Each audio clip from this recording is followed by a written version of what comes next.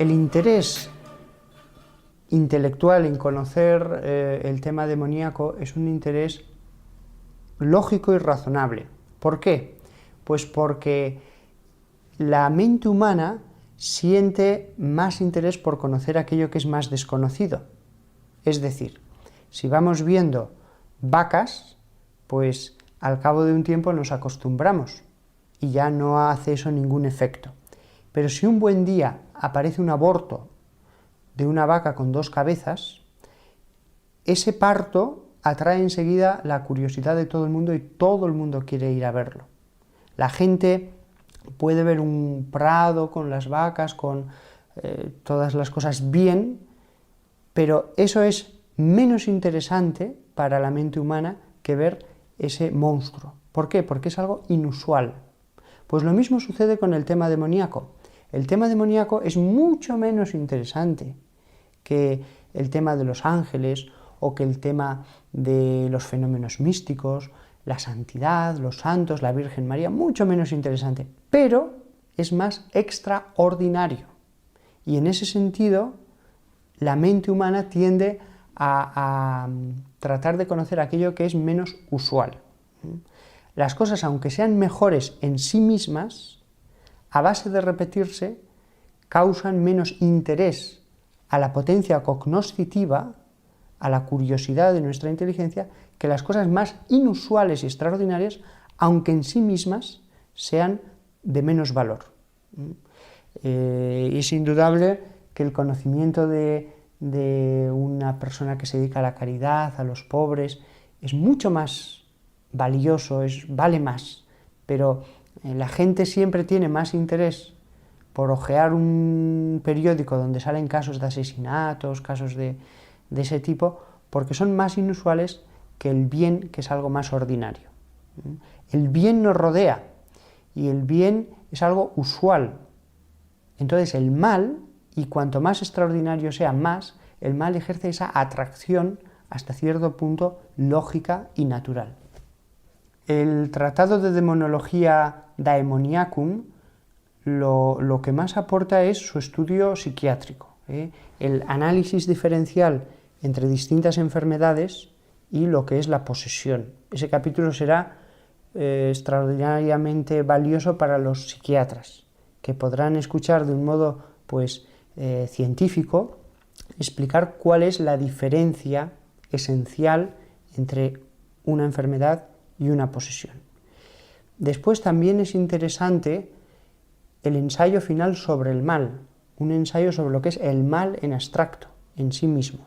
Eso también es una cosa novedosa. Y por último, yo diría que el libro también lo que trae es una demonología muy desarrollada.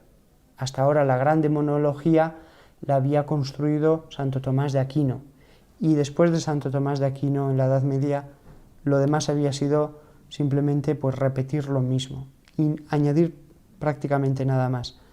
La demonología que aparece allí es esa demonología, pero completada con todo lo que hemos descubierto a base de tantísimos exorcismos. Los exorcismos nos han dado un conocimiento acerca de los demonios. Santo Tomás de Aquino, en una época tan cristiana, tenía muchos menos casos de exorcismo que en un occidente paganizado como estamos ahora. Entonces, el que ahora haya habido tantos exorcismos y que nos hayamos podido poner en contacto, las personas que los hemos realizado, ha hecho que se haya acumulado un gran acervo de conocimientos sueltos en personas que una está en Nueva York, otra está en Londres, otra está en Roma, en todas partes. El libro lo que hace es reunir todos esos conocimientos y reorganizarlos de un modo teológico. Eso es lo que aporta el libro. Lo primero de todo que debemos saber es qué es un demonio. Cuando estamos hablando de un demonio, ¿de qué estamos hablando? Pues el demonio es un espíritu. La palabra espíritu es la que usa la Sagrada Escritura en el Nuevo Testamento para designar esas realidades no materiales de seres personales, libres, que Dios creó y a los que impuso una prueba. Espíritu viene de la palabra latina spiritus, que significa hálito, soplo, aliento. Esto es un espíritu.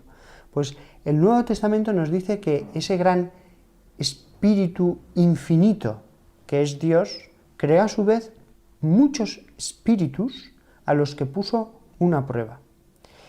¿Y esa prueba por qué? Pues les puso esa prueba porque tenía que darles un grado de gloria. Y en ese grado de gloria no puede ser infinito, tiene que ser siempre limitado. Y entonces Dios, con una gran sabiduría, determinó que cada ser fuera el que determinara el grado de gloria que tendría. ¿Y cómo se determinaría? A través de una prueba. Como los seres humanos, en realidad, según la nobleza, la bondad, todas las virtudes que pone cada ser humano en la prueba, así es el premio. Pues lo mismo sucedió con los espíritus, les puso una prueba y según respondiera cada uno a esa prueba, ese sería el grado de gloria que recibiría cada espíritu. Lo que pasa es que en esa prueba unos espíritus se rebelaron y algunos se rebelaron de un modo irreversible y llegaron a odiar a Dios. Esos son los que hoy día llamamos demonios. Pero de las manos de Dios nada salió malo. Todas las naturalezas angélicas eran buenas. Y fueron ellos mismos los que en la prueba optaron por la desobediencia. Eso es un demonio, un espíritu rebelde a Dios y que le odia y que ya nunca jamás podrá ver el rostro de Dios, su esencia. La actividad del demonio se puede reducir en dos grandes campos, la actividad más normal y la que ya es inusual. La más normal es la tentación. Casi toda la acción del demonio se reduce a tentar. Y la tentación consiste en que un demonio se acerca a la persona y le tienta, le sugiere el que haga el mal. Se lo sugiere a través de especies inteligibles. Es decir, uno no oye ninguna palabra, no oye ninguna voz, pero le viene como un pensamiento. Es, digámoslo así, algo como telepático. El demonio no puede meterse en nuestra cabeza, pero sí que nos puede transmitir esos pensamientos. El demonio no tiene boca ni cuerdas vocales, es un espíritu y como tal se transmite de un modo telepático. Lo mismo que nosotros, para hablar a Dios, no necesitamos mover los labios, simplemente pensando y dirigiéndonos a Él, Él nos escucha. De la misma manera los demonios infunden, como dice Santo Tomás de Aquino, especies inteligibles en nuestra mente. Sin oír ninguna palabra, de pronto nos viene un pensamiento. Pensamiento que podemos rechazar y seguir pensando, no, yo hago el bien. Pero el demonio puede insistir y volver a volver con ese pensamiento, e incluso modificarlo un poco, e incluso recordarnos alguna cosa, decir, sí, le quieres perdonar, pero recuerda que él te hizo esto y lo otro y de más allá. Y entonces uno puede volver a resistir y decir, no, yo a pesar de todo le perdono. Y él puede recordarnos justamente una escena de algo que sucedió que especialmente nos molesta. Esta es la tentación. Como es lógico, no toda tentación procede del demonio, ni mucho menos. Lo lógico es pensar que la mayor parte de las tentaciones proceden de nosotros mismos, de nuestra debilidad. Cuesta hacer el bien y entonces nos sentimos tentados a lo más cómodo, lo más fácil, lo que menos problemas nos crea. La mayor parte de las tentaciones seguro no proceden del demonio, pero algunas sí. ¿Cuáles? Nadie puede estar seguro, ni de cuántas, nadie. También proceden muchas tentaciones del entorno. Es lo que en la teología tradicional espiritual se ha llamado el mundo. Las tentaciones proceden del mundo, del demonio y de la carne. Las tres son las fuentes de tentaciones. Aunque no hubiera existido el demonio, en el mundo hubiera habido mal por la libertad de los hombres. Con lo cual es cierto que el primer pecado grave procede de la tentación del demonio, pero hubiera habido pecado igualmente en la historia de la humanidad sin demonio, porque nos bastamos a nosotros mismos para hacer el mal. De hecho, el diablo no tuvo quien le tentara, Lucifer, y al final se convirtió en diablo. Después, la actividad más extraordinaria del demonio son las posesiones. Eso es muy inusual. Realmente las posesiones son tan raras que es casi como si no existieran. Como si no existieran. Hay tan pocas, pero las hay. Y cuando uno se encuentra con un auténtico caso de posesión, no hay ninguna duda. Es un caso de posesión.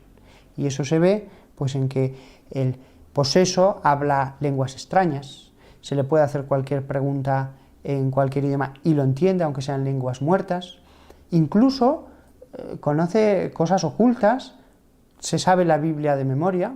Yo he probado a decirle a un demonio Vigesimum secundum salmum dic, y aquella chica universitaria, jovencita, comenzó a decirlo. Yo le había preguntado, di el Salmo 22, y se lo sabía.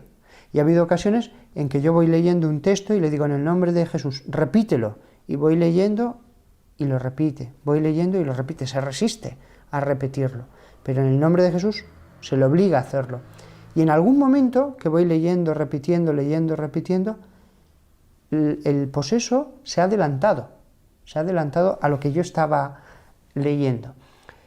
Y después la fuerza. La fuerza normalmente no suele ser extraordinaria. Es una fuerza ordinaria, muy grande, pero ordinaria. Pero en algún caso extraño llega a ser extraordinaria.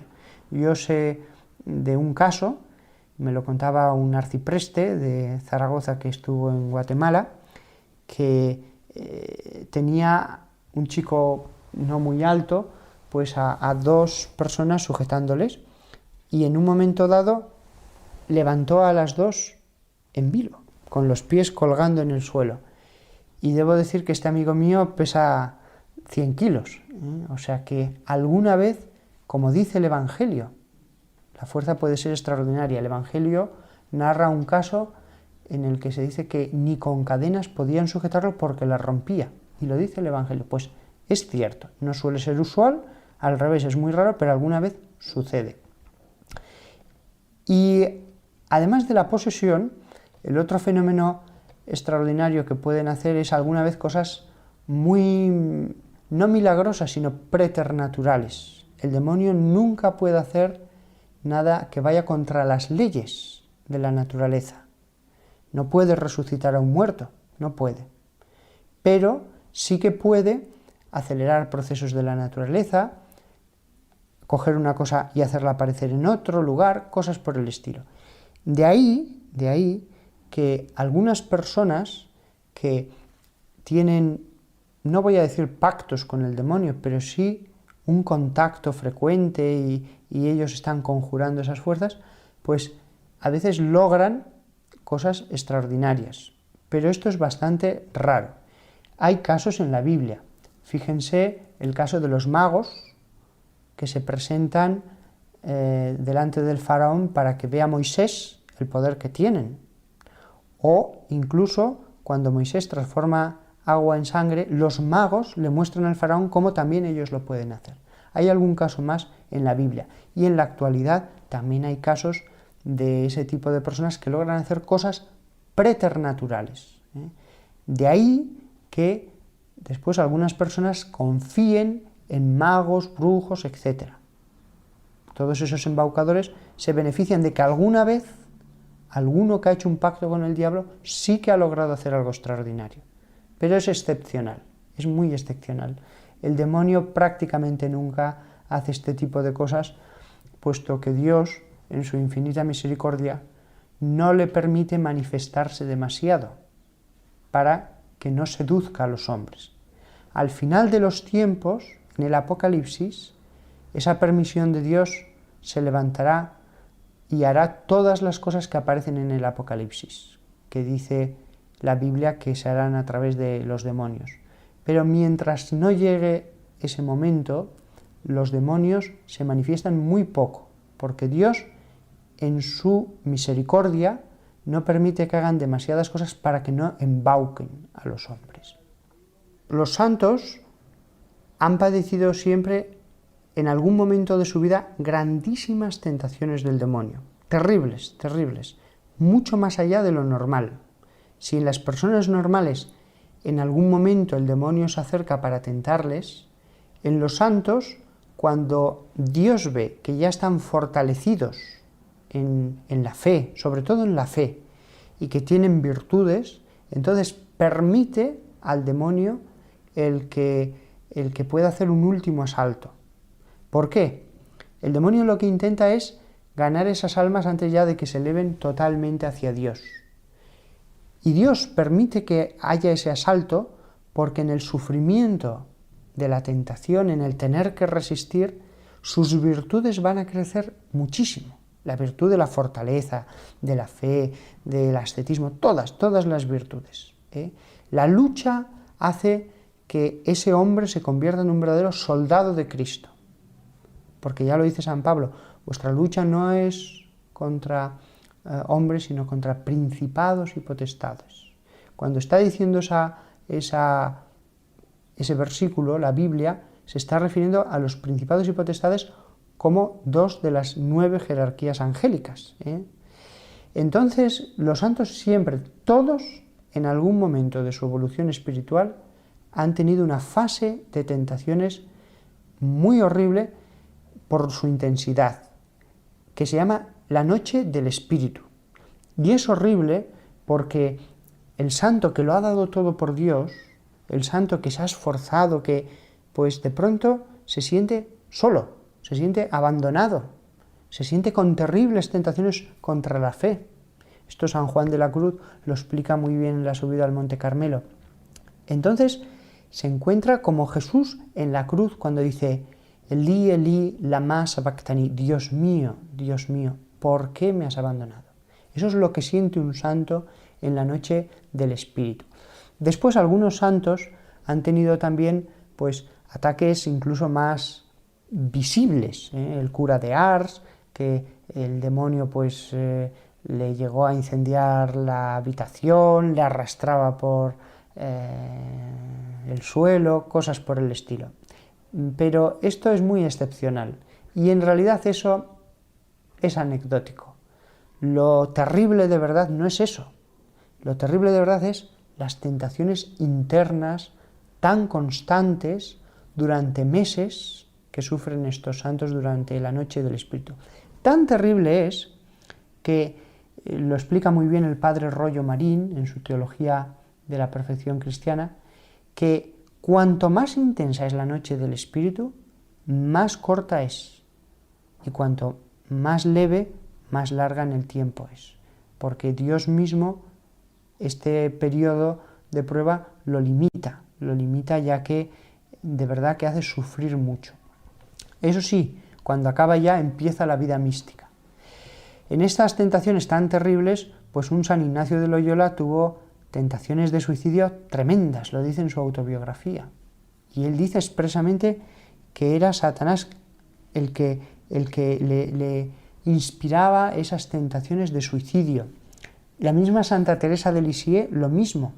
En los últimos meses de su enfermedad, la misma superiora no se atrevió a publicarlo durante bastantes años, lo que las monjas escribieron de conversaciones con la santa, porque le parecían casi escandalosas de lo que decía la santa, de lo horrible que era aquello.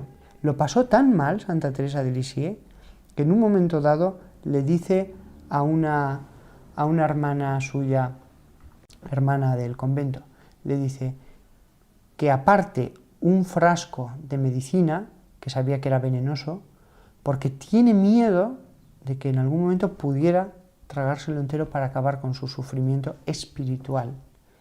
Porque lo que la santa explica que sentirá es que ella, después que se ha dado todo, que ha dado su juventud, que ha pasado tantos ayunos, que todo eso, pues después la tentación era que se iba a morir y que no había nada. Después de eso era como un perro y que no había ni cielo, ni infierno, ni nada, y que había perdido toda su vida. Esto el demonio se lo estuvo martillando en la cabeza meses enteros, continuamente, y Es un asunto que es muy explicado en las ediciones últimas que hay de Historia de un alma, no así en las primeras, en que todo este asunto prefirieron dejarlo de lado porque les parecía escandaloso que un santo sufriera esas tentaciones, como si un santo ya estuviera por encima de eso. Y es un error, es un error. Un santo puede sufrir muchísimo, es lo que decía Chesterton. Yo puedo evitar cualquier cosa, menos la tentación. La tentación no nos rebaja, no es denigrante para nosotros. Uno puede ser el hombre más espiritual del mundo y más ascético, y sin embargo tener las tentaciones sexuales más espantosas. Santa Catalina de Siena, por ejemplo. El demonio le infundía todo tipo de imágenes de hombres cometiendo los más execrables actos sexuales. Y no se le iba de la cabeza. Eso lo cuenta muy bien Unset en su biografía de la santa. La misma Teresa de Calcuta pasó una fase de tentaciones espantosa, como ahora se ha conocido en el proceso de beatificación. Y todos los santos, antes o después, han pasado por esta fase. La primera que lo explica maravillosamente bien es Santa Teresa de Jesús, y el que profundiza de un modo teológico inigualable es San Juan de la Cruz.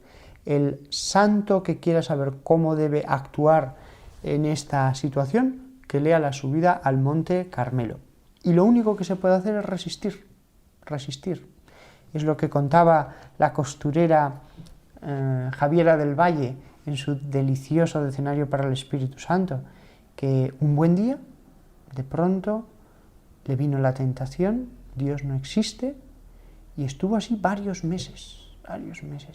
Y lo único que podía decir es, Señor, creo, Señor, creo, Señor, creo. Y un buen día, la tentación desaparece. Eso es una cosa muy indicativa de que es del demonio. Una tentación que aparece de pronto, sin ninguna causa razonable, intensísima, y que después desaparece de golpe, para no volver más.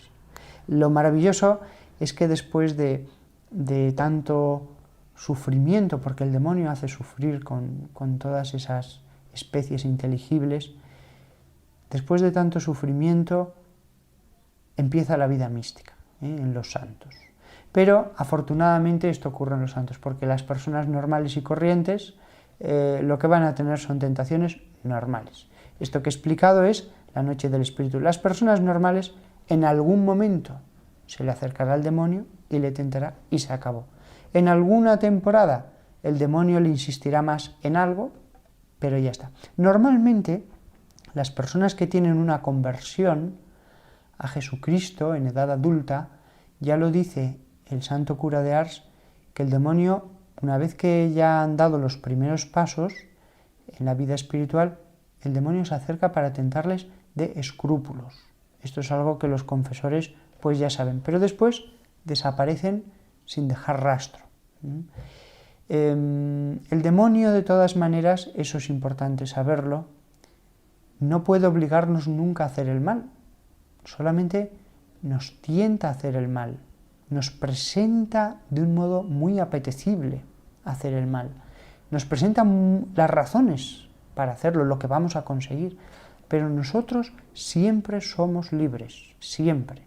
Ni todo el infierno entero podría obligarnos ni a cometer un solo pecado mortal, ni venial siquiera. Lo que hay que hacer con la tentación es no dialogar con ella, resistirla.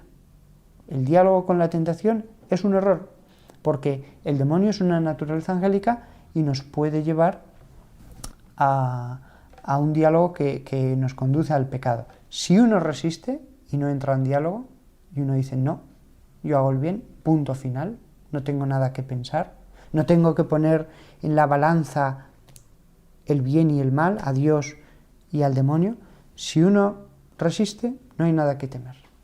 El bien triunfará siempre en nosotros. No, normalmente me preguntan mucho la gente, ¿puede el demonio provocar un huracán, un terremoto, un desastre natural? La respuesta es que no. Dios no se lo permite. Fíjese usted que si el demonio pudiera simplemente mover un tornillo en un avión en un momento adecuado, podría estar provocando desastres continuamente. Ya no estamos hablando de provocar un terremoto, simplemente mover un tornillo. No, Dios no se lo permite. Solamente al final de los tiempos le permitirá manifestarse de un modo más abierto. Pero mientras tanto, todos los desastres naturales no. Además, hay una cosa que debemos tener en cuenta. Todo tiene una causa natural mientras no se demuestre lo contrario. Solo es demoníaco aquello que efectivamente no se puede explicar con ninguna otra causa más que con la intervención del demonio. Después, el demonio a veces posee lugares. Eso es una cosa que ya se conoce desde mucho antes de la Edad Media. El demonio, si se practica espiritismo con mucha asiduidad en una casa, o ritos satánicos o ritos esotéricos, pues puede poseer ese lugar. Y entonces no es que ninguna persona esté poseída, de hecho ninguna pierde la consciencia en ningún momento. Lo que sucede es que la casa es la poseída y entonces continuamente a determinadas horas, a veces por la noche o a veces por el día, pues hay crujidos, ruidos, golpes, pero ojo, ruidos y golpes que no se pueden explicar por causas naturales. Uno al principio, cuando comienzan estos fenómenos, pues dice, habrá ratas, o estará pasando algo, pero después, conforme va avanzando la manifestación de la posesión de un lugar, queda claro que es un demonio. Ha habido casos en que los golpes daban justamente al espejo que una persona tenía delante, me acuerdo de un caso concreto. Y claro, cuando el espejo se está moviendo como si alguien le estuviera dando golpes y uno está solo, pues uno dice, realmente aquí está pasando algo. O se mueven las cosas, o se abre y se cierra la puerta sola de una habitación, o los cajones, pues todo ese tipo de cosas ya se ve que no se debe a causas naturales. Entonces, además estamos seguros de que no se tratan de poderes de la mente porque si un sacerdote hace el rito que la Iglesia tiene determinado para eso, y que aparece en el ritual de exorcismos, incluso en el nuevo, pues desaparecen esos fenómenos. Desaparecen totalmente. Con lo cual, vemos con claridad que su causa era demoníaca, puesto que una oración la ha obligado a salir. He conocido algún caso que no hay duda alguna, que fue hacer espiritismo y producirse una enfermedad que los médicos no se explican y que efectivamente orando la persona entra en trance. Pero no es posesión, simplemente es ese espíritu que le produce esa enfermedad. Pues allí sí, allí vemos claramente que hay una relación causa-efecto y que con oraciones desaparece ese efecto que estaba llevando a la enfermedad. Pero realmente la relación entre enfermedad y demonio es muy difícil de probar. En algún caso concreto, rarísimo, ha quedado probada sin ninguna duda. Pero es muy difícil de probar y además casi ninguna enfermedad está producida por el demonio. Insisto en que para que pensemos que una enfermedad tiene una causa demoníaca, ha de verse muy clara la relación causa-efecto. Si uno hace una cosa esotérica, un rito vudú, macumba, etc., y es verdad, automáticamente aparece la enfermedad y efectivamente mucho más si no se cura con nada, si los médicos no se la explican, y con una oración desaparece todo eso, pues ahí vemos claramente cómo estamos hablando de un fenómeno demoníaco, en su causa, en su desarrollo y en su final. Pero esto que le acabo de decir, en muy pocos casos se puede demostrar con absoluta seguridad. Y además, la inmensa mayoría de las enfermedades tienen solamente causas naturales, de eso no hay ninguna duda. Todos los exorcistas del mundo están de acuerdo en que los casos de posesión pues se producen por unas causas que son el espiritismo practicado con asiduidad. Es raro que con una sola vez se produzca posesión, aunque hay casos. Normalmente es solo si se realiza durante meses con muchas frecuencia.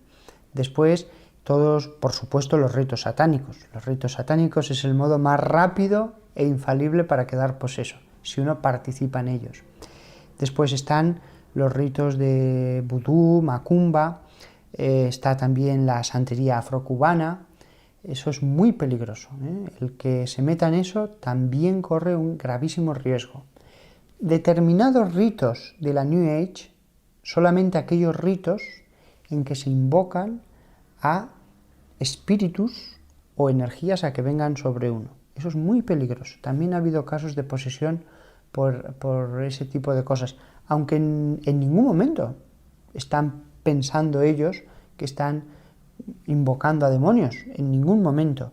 Su voluntad es invocar a espíritus guías y otro tipo de energías, de fuerzas, pero los ritos que hacen determinados grupos de la New Age, no todos, por supuesto, son ritos que pueden producir la posesión, ¿eh?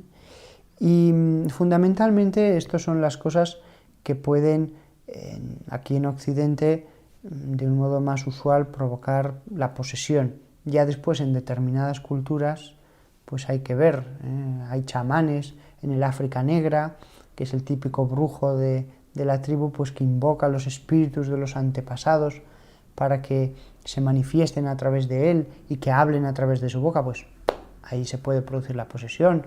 O en la época de la antigüedad clásica, determinadas sacerdotisas en lugares donde había oráculos, pues que invocaban a la divinidad, sea el dios Apolo, sea otro, pues lo mismo, a que les poseyera y hablara a través de ellas.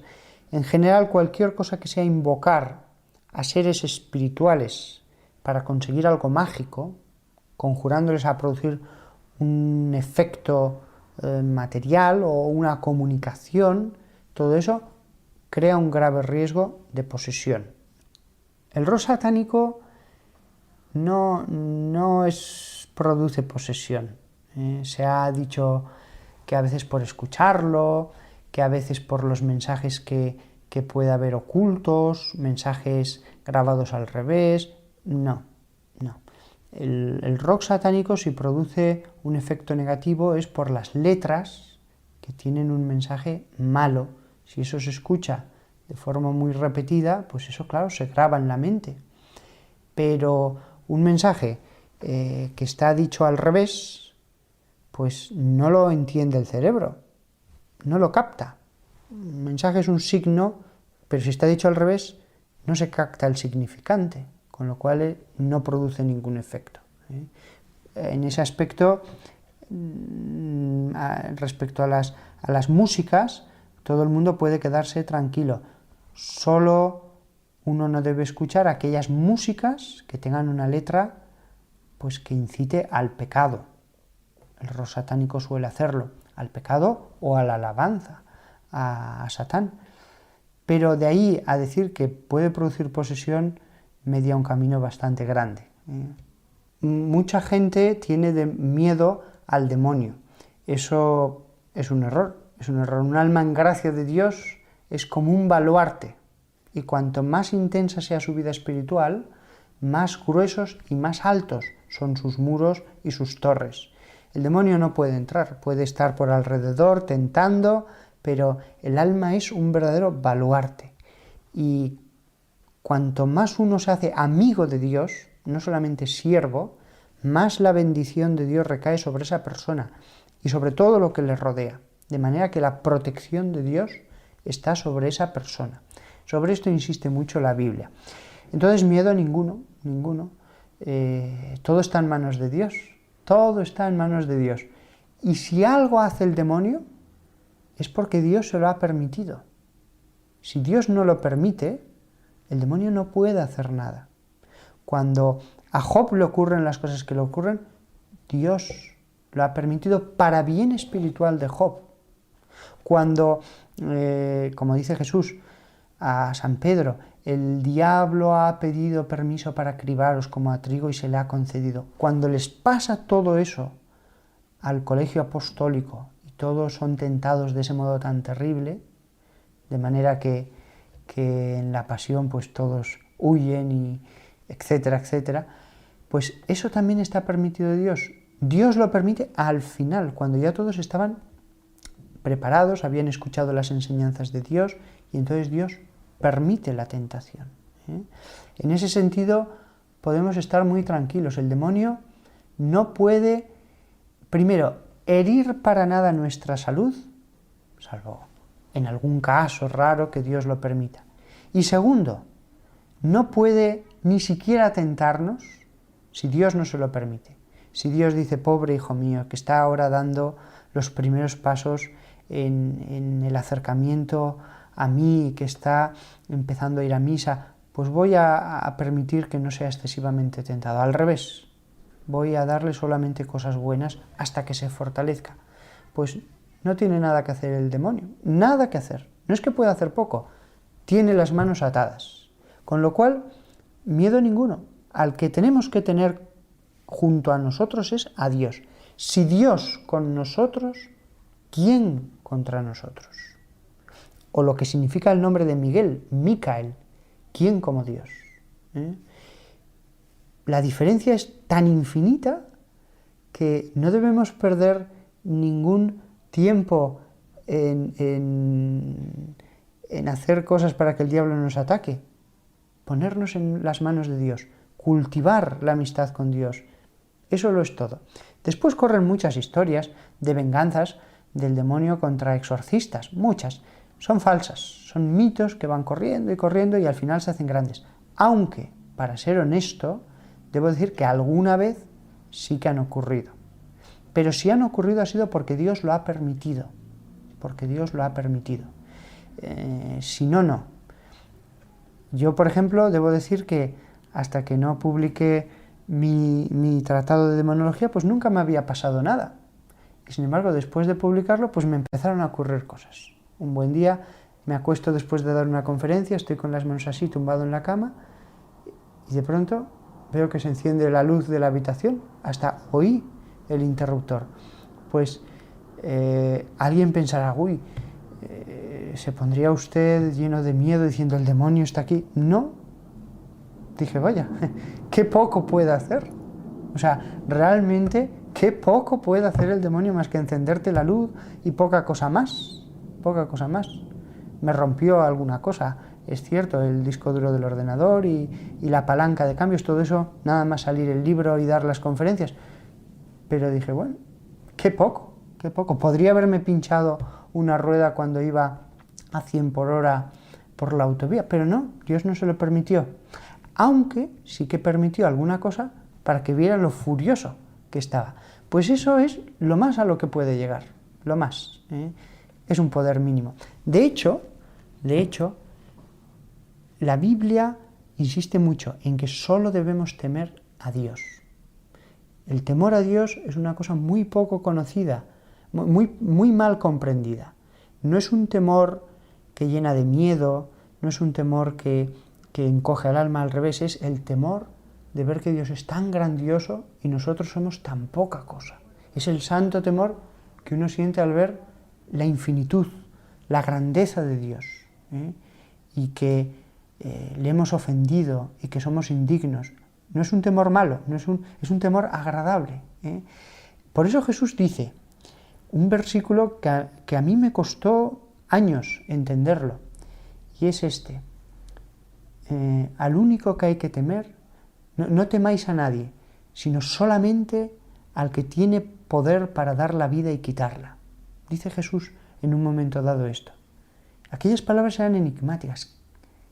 Nos dice que a Él sí que le tenemos que temer. No temáis a nadie, menos al que tiene poder para dar la vida y quitarla. ¿Y quién es ese?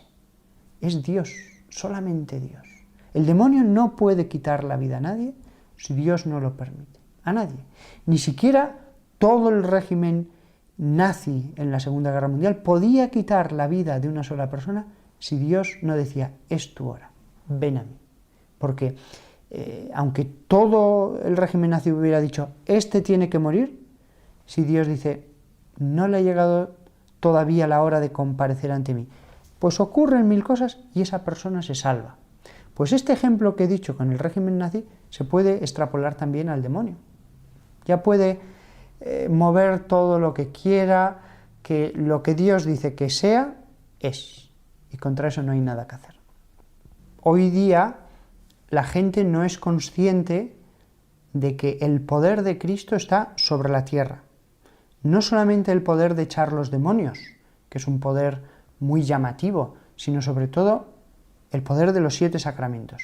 Y el poder de perdonar los pecados es muchísimo más grande que el poder de exorcizar los demonios. Muchísimo más grande. Porque al fin y al cabo, en el exorcismo, estamos sacando el demonio del cuerpo. Y ya está. Y la persona queda tal cual estaba antes. Pero el poder del sacramento de la confesión es un poder que transforma, llena de luz un alma en su interior. Si pudiéramos ver el mundo espiritual, nos daríamos cuenta de que cada uno de los sacramentos produce un verdadero milagro de luz, de bondad, de reformar interiormente a la persona cada vez que se produce, cada uno de los 7 sacramentos. En el mundo hay una lucha entre el ejército de la luz y el ejército de las tinieblas. En el ejército de la luz están todas aquellas personas de buena voluntad, aunque no crean pertenecer a ningún grupo, pero todos los que tratan de hacer el bien, todos los que tratan de seguir los mandamientos de Dios, todos los que tratan de hacer el bien en definitiva, según su entendimiento, están en ese ejército de la luz. Mientras que las personas que hacen el mal, sobre todo las personas que lo hacen deliberada, conscientemente, pues esas personas constituyen un invisible ejército de las tinieblas. Que no han de pensar la gente que estoy hablando de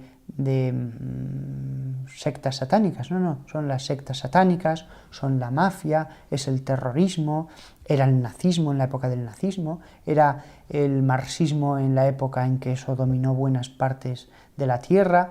Todo eso junto constituye ese ejército de las tinieblas, variado.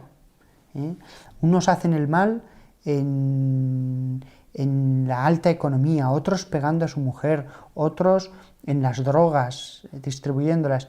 Y frente a eso hay mucha gente que hace el bien. Y entonces hay esa lucha que está desde el comienzo de la humanidad entre el ejército de la luz y el de las tinieblas. Y todos nosotros tenemos nuestro pequeño papel o gran papel en esa lucha. Pero al final, lo que nos debe quedar claro a todos es que el bien triunfa, de que la profecía que aparece en la Sagrada Escritura es que al final el ejército de la luz gana. No digo que Dios gana, porque Dios ha ganado ya desde el principio, Esta no es una lucha entre Dios y el diablo, no. Es una lucha entre el ejército de la luz y de las tinieblas. Dios lo contempla, ese combate. Y cada uno, cuando va muriendo, le va dando su premio. Pero Dios no está en un lado, porque en el momento en que Dios dijera así, eso sería así. No hay lucha contra Dios. La lucha acabaría antes de ser comenzada. Entonces, en este combate, la figura que más resalta es la del diablo. Es el mal por antonomasia. No hay nadie que se pueda comparar a él. Ni Hitler, ni Nerón, ni Stalin, nadie. El diablo es la figura que si conociéramos cuál es su maldad, cuál es su odio hacia todo, cómo respira ese furor que quiere destruirlo todo, nos quedaríamos verdaderamente, anonadados de decir, ¿pero puede existir tanto mal? Pues ese ser sabe que lo tiene todo perdido, que lo único que tiene son unos cuantos años o unos cuantos siglos antes de la derrota absoluta y total que está profetizada en la Sagrada Escritura. Y por eso yo animo a todas las personas que me puedan estar escuchando a que no se dejen embaucar por las tentaciones, deben resistir, somos débiles, pero ellos forman parte de esa maravillosa batalla entre el bien y el mal. Cada uno, si cede, está cediendo una posición.